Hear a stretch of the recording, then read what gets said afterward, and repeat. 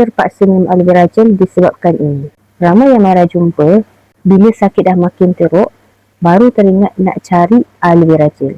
Pada Maira tak salah pun. Sebab Maira faham, masa badan kita masih sihat dan pernah diperkenalkan dengan AVG, kita rasa tak boleh lagi untuk amalkan AVG. Tapi, bila badan dah mula bagi isyarat, barulah kita sedar.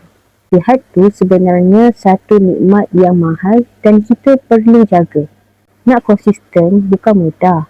Lebih-lebih lagi bila badan kita terlalu lama simpan beban. Jadi, untuk awak-awak minum, selalunya badan akan rasa tak selesa. Sebabkan ada benda baik yang sedang bekerja membersihkan apa yang lama tersimpan dalam badan. Sebab tu Maira pesan, aloe vera gel bukan sekadar untuk orang yang dah sakit. Sekarang ni, ramai yang memilih untuk menjaga kesihatan dan mengamalkan aloe vera gel sebagai usaha menjaga usus dan sokongan penjagaan kesihatan harian. Jadi untuk korang yang nak dapatkan aloe vera gel, dapatkan daripada Maira. InsyaAllah. Assalamualaikum.